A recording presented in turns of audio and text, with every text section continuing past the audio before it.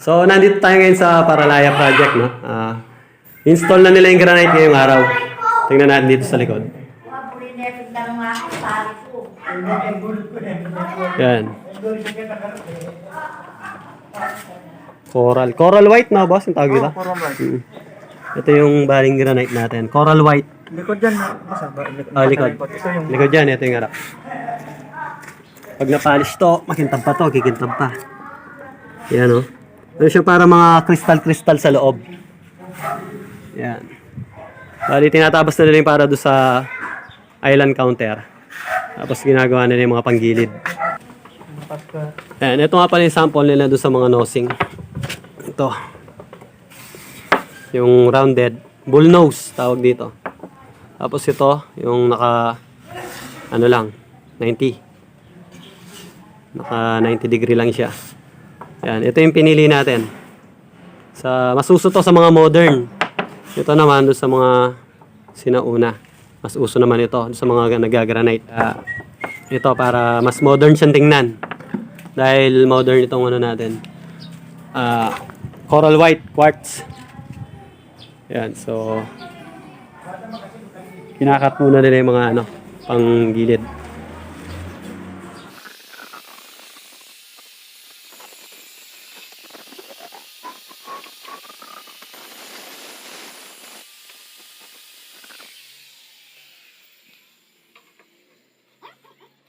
Tingnan natin, inaahasa na nila yung granite.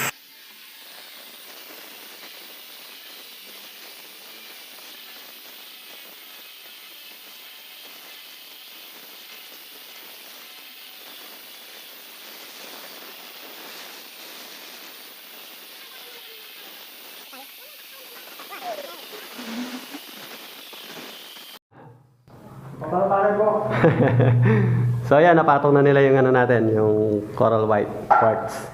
Ganda oh. May kintab. Parang, oo. Parang ano, parang meron siyang mga crystal oh, mga glitters. Actual na daw nila bubutasin dito yung ano, yung sink natin.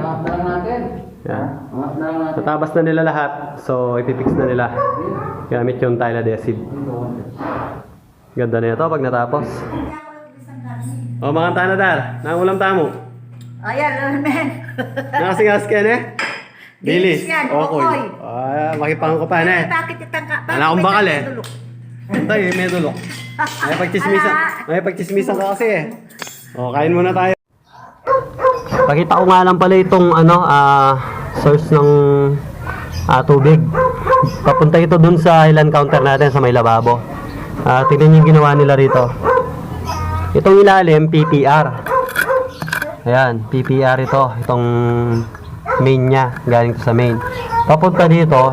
Tapos ang nilagay nila dito is PVC glue na 3/4. So, hindi naman sila compatible yung mga fittings nila. Kaya nga ngayon, nahihirapan akong naghanap ng fittings niya na pupunta rito. Kasi dapat ito PPR din. Ngayon, ang ginawa nila siguro yung mga tira-tira nila. Yung dahil di naman nakikita nasa ilalim na ito ng tiles, nilagay na lang ng 3/4. Hindi ko naman na ma-repair na palta ng PPR dahil nakatiles na sa loob. Tsaka isa pa ito yung drain ng kitchen sink. Tingnan yung ginamit nila, 1 lang instead na 2 o 1 1/4 lang nga yata ito instead na 2. Ngayon lang nakita na drain na 1 lang. Tapos ang ginamit pang tubo pang electrical, hindi pang sanitary. Pagkatapos, pinagdikit pa. E paano ngayon papasok ito tsaka yung coupling nito dahil pinagdikit pa nila. Kaya nakasemento na to.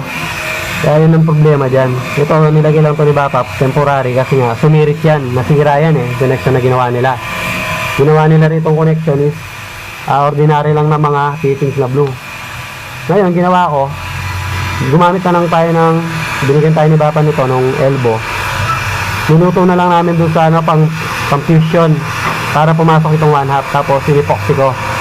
Bali, ganyan siya. Ito, kukonekta siya sa 1/2 na reducer. Kukonekta siya. Tapos ito, PPR. Ipo-fusion namin siya sa PPR. Yan ang gagawin namin dyan. Yun na lang ang paraan dyan.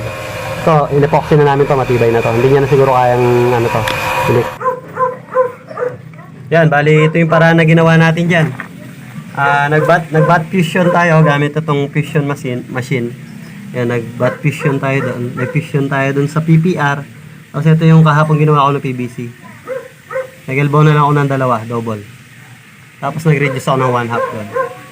Yan, sana effective na yan at wag na mag-leak. Isa pa pala naging problema dyan. Itong mga drain doon sa downspout papunta dyan sa rooftop. Lahat yan. Tingnan nyo. Walang catch basin. Ayan. Walang catch basin. Naka-series connection lang sila. Dito sa detress na tubo. Kaya tingnan nyo yung resulta. Nung binuksan ko. Madumi siya sa loob. Tapos may mga kanin. Yan yung magkukos ng bara. Pero kung may catch basin niya mga yan. Yan. Kung may catch basin tayo dito. Meron tayong catch basin dito. Na malalim. Overflow lang ang pumapasok doon sa tubo. Na naka-series. Sa mga drain na yan. Kaya yun din yung concern na isa sa mga sinabi ko, sir. Na aayusin namin dito. Pero baka sa January na namin yung gagawin.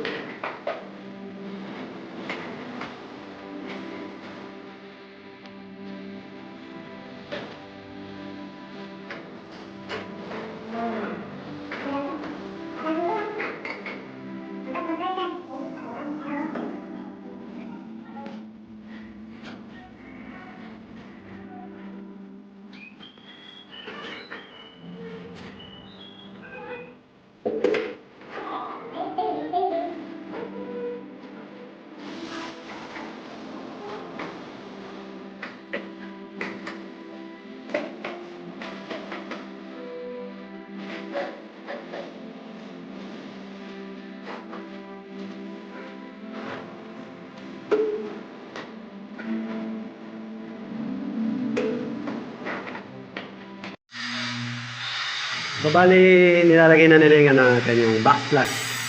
Ang size ng backsplash natin is 30 centimeters. Yan, bali ganyan siya. Mas maganda dahil malapad. Yung iba, 4 inches lang. Iba, 6, 8, 10. Ito na yung ano, mas maganda to. Bukat. Yan yung pinano natin, 30. Mas malaki, mas mahal. Kung gusto mo ng 60, pwede rin.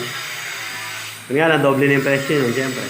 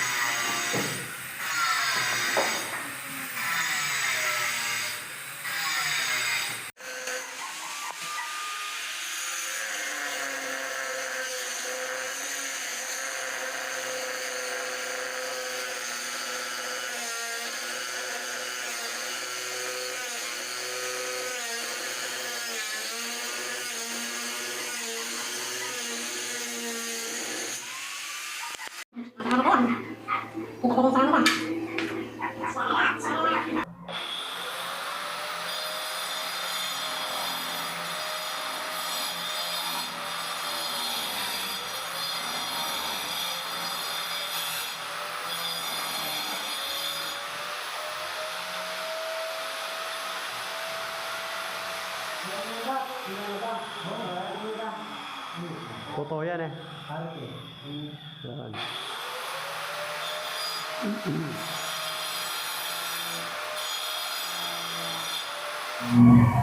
So natapos na daw nila yung ano natin, no, yung coral white quartz, yung coral white quartz. Ito, tingnan natin, kadarating lang natin. Wow. Ganda. Ganda nito. Matutuwa rito si Sir, at si Ma'am. Yan o, kumikinang-kinang. Yan. Sensya na kayo, low light tayo. Yan. Ayan yung sink. Papalitan ko na lang yung ano rito, yung gooseneck faucet. Ito. Yan yung pinili natin finish. Hindi siya nung sa bullnose. Mas modern siyang tingnan, di ba? Yung edge niya. Yan. Ganda na. Dito yung slot ng gas range. Yan. Pasensya na kayo, medyo malabo ang ilaw, pero kung maliwanag yan, makikita nyo talaga yung kumikislap-kislap. Ayan, nakikita naman yata. Nakikita naman. Yan. Ang price nga pala sa ganitong size ng ano, ang price nga pala sa ganitong size is 30k or 30,000. Yan ang kanilang labor material dyan. Sama na installation. Okay. So, ayos na. Ano na lang yung kulang, yung plano namin lagyan design dito sa ibaba. Abangan nyo yun. May plano kami nila Sir na gawin dyan para mas lalong gumanda ito. I-retouch ko na lang ng pintura yon, kahit ma-primer na lang para hindi pangit, syempre. Yun, siguro sa after Christmas na siguro yun. Yan. Bali, ang ginawa pala nila dito, yung dinikit nila to, is tile adhesive din, para rin sa tiles. At saka, naka-epoxy pa dito yan. Yan, naka-epoxy yan. Yan. Hindi na tayo nag-install nito kasi mas mamamahalan pa daw tayo pagka ganun. Mas mura talaga yung package na. Kaya, hindi tayo magpapagod na mag-install. Kasi, siyempre, sila yung mga expert dyan. Pero dati nakapag-install na rin tayo ng ganyan. Yan. So, hanggang dito na muna yung ating vlog. Sana meron kayo natutunan dito tungkol sa ating coral white quartz countertop. Okay?